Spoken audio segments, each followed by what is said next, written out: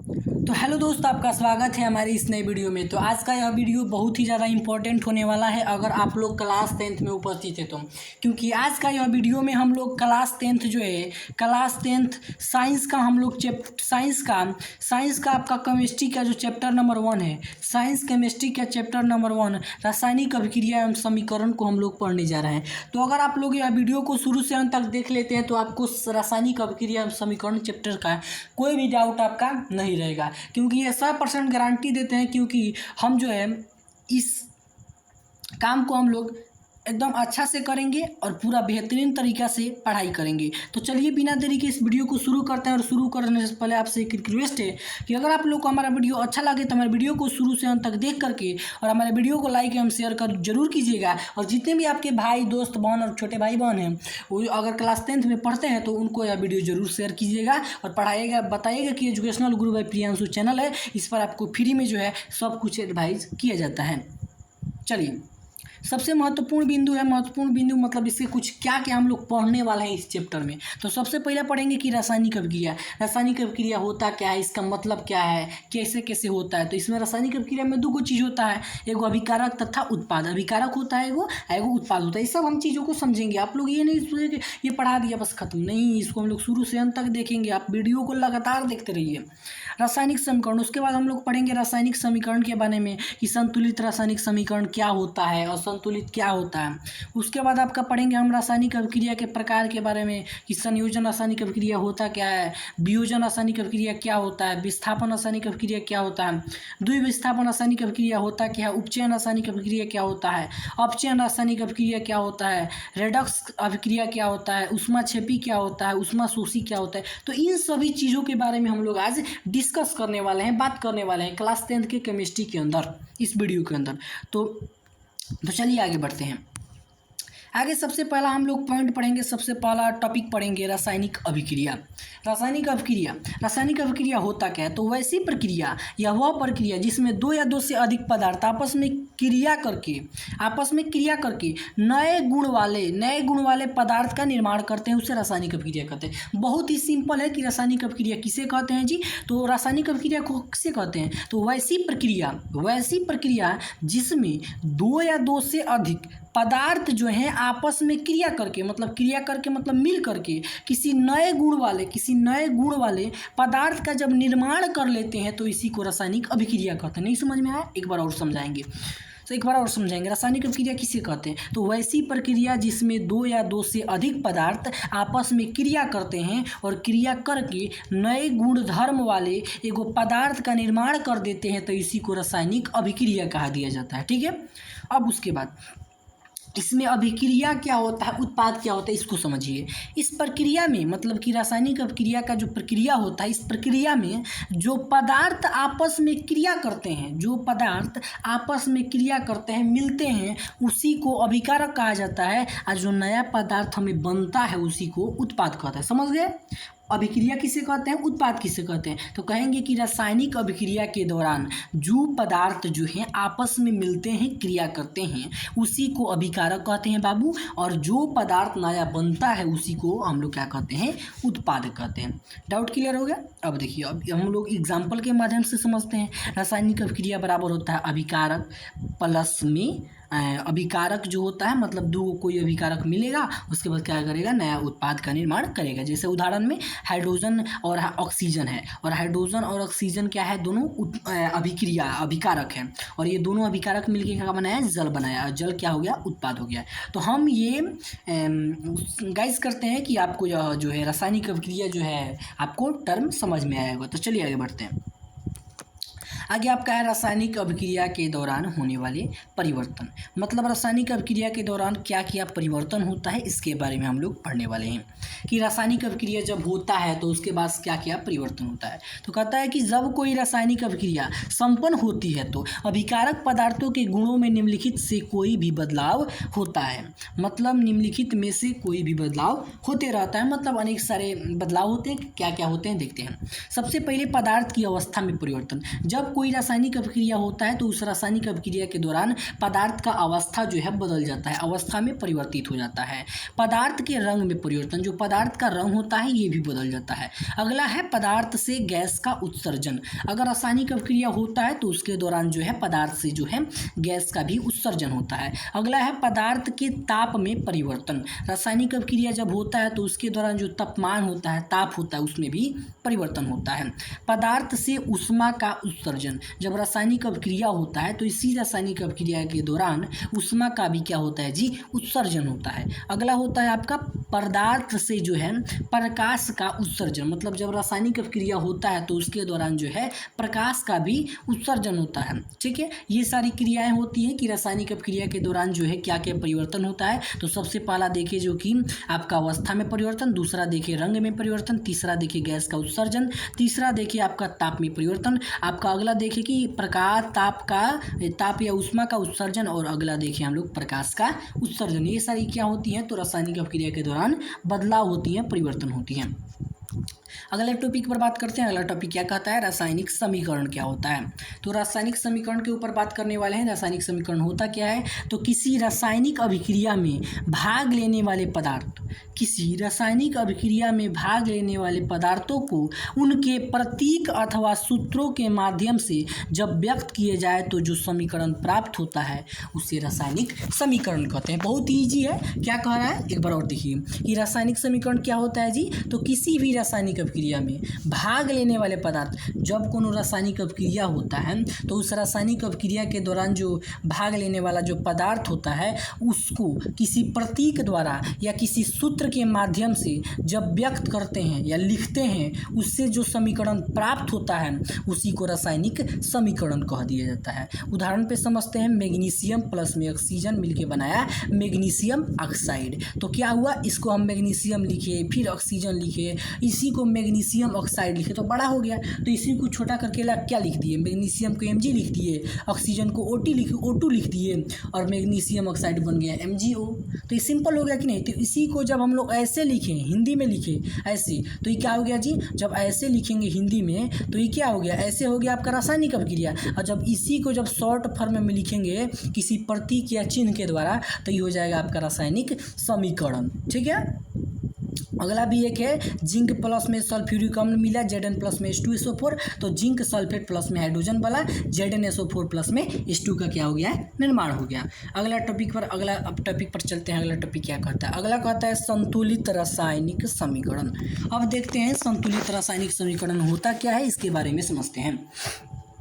वह रासायनिक समीकरण जिसके अभिकारक तथा उत्पाद दोनों में प्रत्येक तत्व के परमाणु संख्या बराबर होती हैं, इसे संतुलित रासायनिक समीकरण कहा जाता है। तो संतुलित रासायनिक समीकरण किसे कहते हैं, तो वैसा रासायनिक समीकरण जिसके अभिकारक और उत्पाद दोनों में प्रत्येक तत्व के परमाणु का संख्या का हो जी बराबर हो, उसे संतुलित रासायनिक समीकरण कहते हैं। जैसे Mg प्लस में O2 MgO बना, और Mg प्लस में O2 MgO तो बन गया, लेकिन क्या ये संतुलित है, नहीं है।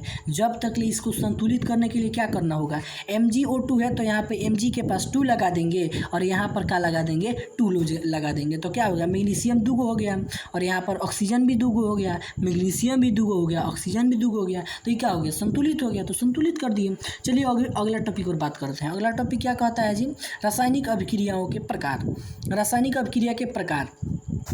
संयोजन, सबसे पहले का संयोजन रासायनिक अभिक्रिया होता है। इस संयोजन रासायनिक अभिक्रिया का दूसरा नाम भी होता है योगात्मक रासायनिक अभिक्रिया बोलो या संयोजन रासायनिक अभिक्रिया बोलिए। वैसा रासायनिक अभिक्रिया जिसमें 2 या 2 से अधिक अभिकारक मिल करके एक उत्पाद का निर्माण कर देते हैं, उसी को संयोजन रासायनिक अभिक्रिया कहते हैं। संयोजन किसे कहते हैं, बहुत ही सिंपल है, वैसा रासायनिक अभिक्रिया जिसमें 2 या 2 से अधिक अभिकारक मिल करके एक उत्पाद बना ले उसी को संयोजन रासायनिक अभिक्रिया या योगात्मक रासायनिक अभिक्रिया कहते हैं। ठीक है, जैसे फार्मूला है A+B, मतलब A+B कोई चीज़ है वो मिल के क्या बना दिया, Z बनाइए, तो क्या हो गया संयोजन। जैसे एग्जाम्पल में देखते हैं H2+ में O2 मिला तो H2+ में O2 एगो उत्पाद बनाया जिसका नाम है जल H2O। जैसे C+ में O2 मिला तो CO2 का निर्माण बनाया। उसके बाद में ये सारी चीज़ें हैं, तो क्या हो रहा है इसमें दो गो चीज़ मिल करके एगो चीज़ बना रहा है, तो ये क्या हो गया संयोजन। संयोजन मतलब संयोजित मतलब मिलना।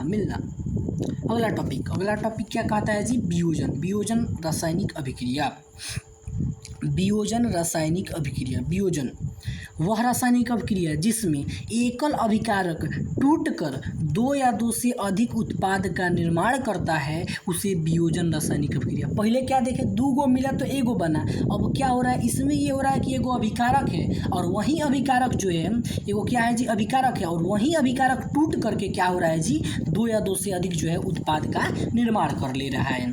क्या है वियोजन रासायनिक अभिक्रिया, क्या है जी वैसा रासायनिक अभिक्रिया जिसमें एगो अभिकारक है और वो अभिकारक टूट करके दो या दो से अधिक उत्पाद का निर्माण कर ले रहा है, इसी को वियोजन रासायनिक अभिक्रिया कहते हैं।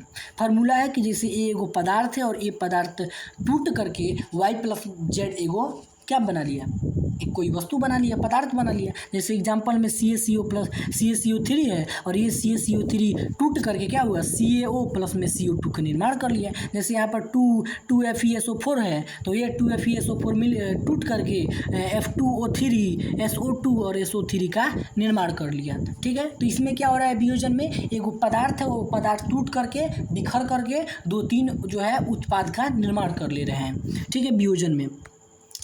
अगला आपका टॉपिक कहता है विस्थापन रासायनिक अभिक्रिया।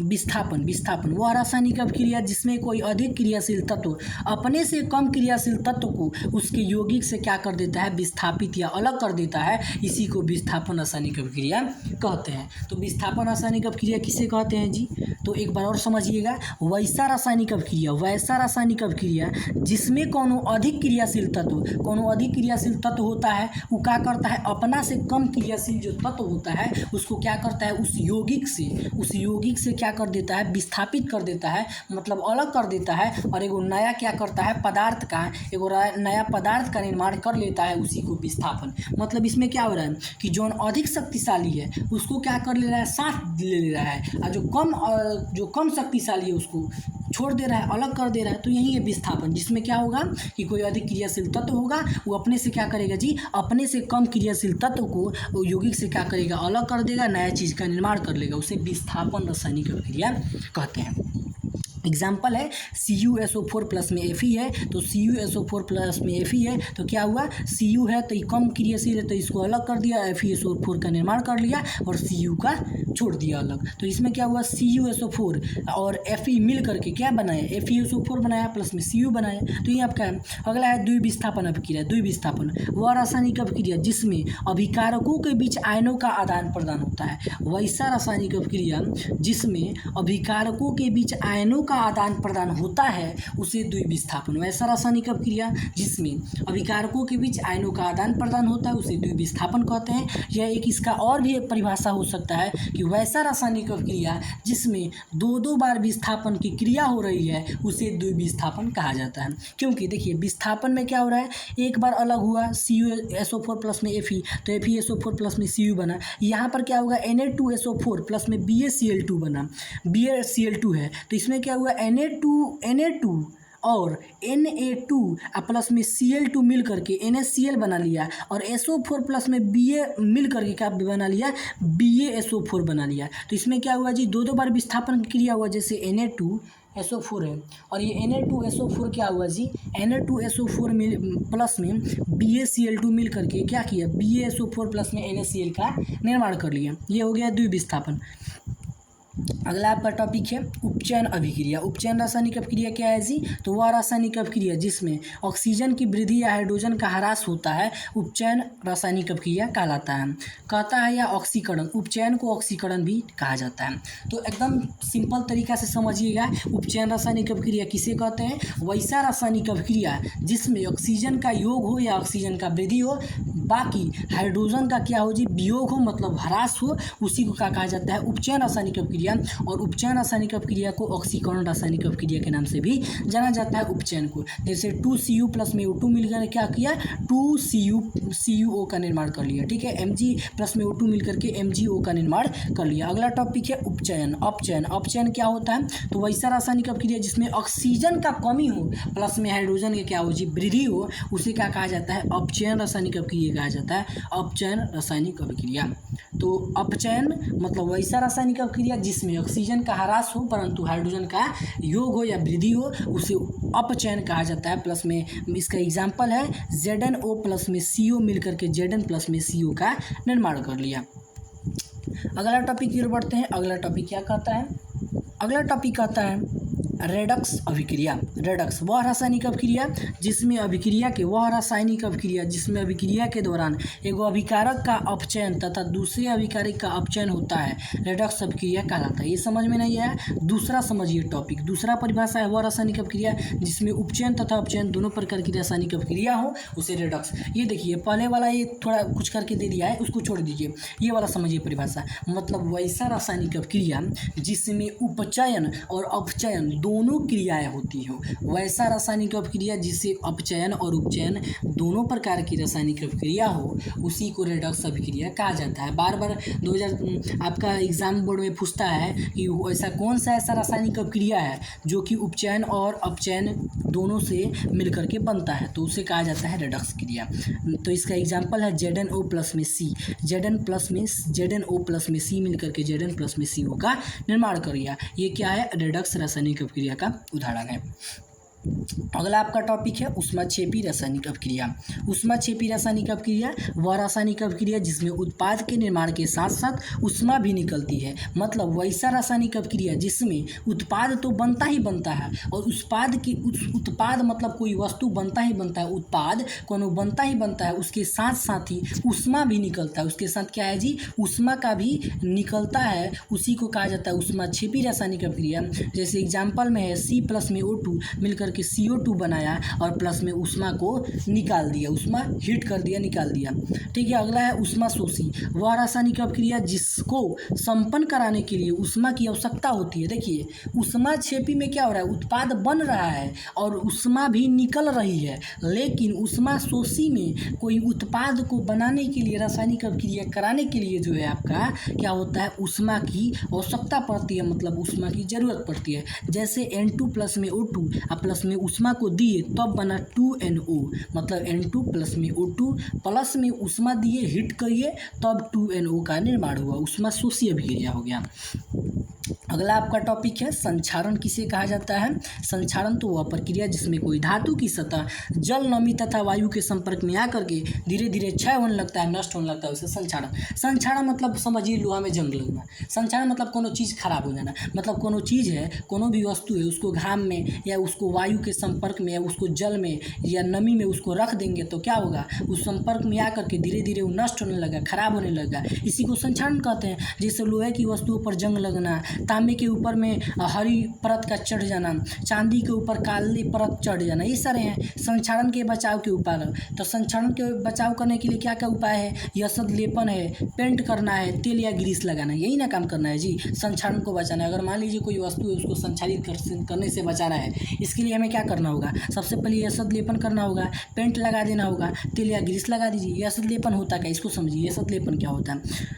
तो लोहा धातु की सतह को संक्षारित होने से बचाने के लिए उस पर जिंक की एक पतली परत चढ़ा दी जाती है, इसे यसद लेपन भी कहा जाता है। देखिए कह रहा है यसद लेपन, यसद लेपन होता क्या है, तो यसद लेपन का दूसरा नाम है जस्तीकरण, जस्तीकरण या गेल्वेनीकरण, ठीक है। तो जब लोहा धातु है इसको हम सोच रहे हैं कि इसे संक्षारित ना हो, इसके लिए हम क्या कहते हैं, लोहा वस्तु पर जो है जिंक की पतली परत चढ़ा देते हैं, जिसे क्या कहते हैं, यसद लेपन कहा जाता है। अगला आपका लास्ट टॉपिक है इस चैप्टर का, विकृत गंधिता। विकृत गंधिता वसा युक्त एवं तेलीय खाद्य सामग्री जब वायु के संपर्क में आते हैं तो उपचयन होने के कारण स्वाद तथा गंध में परिवर्तन होने लगता है, जिसे विकृत गंधिता कहते हैं। मतलब जब कोनो वस्तु या जब कोनो पदार्थ वसा युक्त या तेलीय जब कोई पदार्थ वायु के संपर्क में आकर के खराब हो जाता है, स्वादहीन हो जाता है, गंधित करने लगता है, इसी को विकृत गंधिता कहा जाता है। मतलब जब कोनो तेलीय या या वसायुक्त पदार्थ, तेलीय या वसायुक्त पदार्थ जब को वायु के संपर्क में आकर के खराब हो जाता है, सिंपल भाषा में खराब हो जाए, नष्ट हो जाए, अच्छा नहीं लगे, उसे विकृत गंधिता कहा जाता है। और विकृत गंधिता को नाइट्रोजन गैस का प्रयोग करके रोका भी जा सकता है। विकृत गंधिता रोकने के अन्य सारे उपाय हैं, जैसे प्रतिऑक्सीकारक का उपयोग करके, वायुरोधी बर्तन में खाद्य सामग्री को रख करके, शीतलन द्वारा। कहता है विकृत गंधिता को अगर रोकना है, इसके लिए हमें क्या करना होगा, ऑक्सीकारक का प्रयोग करना होगा, वैसा बर्तन का प्रयोग करना होगा जो वायुरोधी हो, और शीतलन से बचाना होगा वस्तु को, पदार्थ को, तो क्या होगा, विकृत गंधिता नहीं होगा। तो हम आशा करते हैं कि यह वीडियो जो है आपको अच्छा लगा होगा, और इस वीडियो के माध्यम से आपका जो है चैप्टर 1 जो है आपका केमिस्ट्री का रासायनिक अभिक्रिया समीकरण वो पूरा अच्छा तरीके से समझ में आया होगा। तो अगर आप लोग को हमारा वीडियो अच्छा लग रहा हो तो हमारे वीडियो को ज़्यादा से ज़्यादा लाइक और शेयर कीजिएगा, और अपने दोस्तों के पास भी भेजिएगा जो भी क्लास 10 में पढ़ाई कर रहे हैं। और इस वीडियो से आप घबराइएगा नहीं, हम इसी वीडियो को नहीं, हर चैप्टर के मैथ को छुड़ा करके जितने भी आपके सिलेबस में सब्जेक्ट हैं, क्योंकि हमें मैथ को पढ़ाने के लिए जो है बोर्ड नहीं है, इसके लिए तो जितने भी आपके चैप्टर हैं उन सभी का पहले हम नोट्स करवाएंगे, फिर पढ़वाएंगे, और पढ़वा करके जो है उसका ऑब्जेक्टिव क्लियर करवाएंगे। पूरा 100% गारंटी देते हैं, और 2000 जो भी एग्ज़ाम देंगे उनका 450 प्लस जरूर नंबर आएगा, ये मेरा वादा है। अगर आप हम जितना पढ़ाते हैं वो पढ़ लेते हैं तो ठीक है। तो हमारा वीडियो देखने के लिए थैंक्स।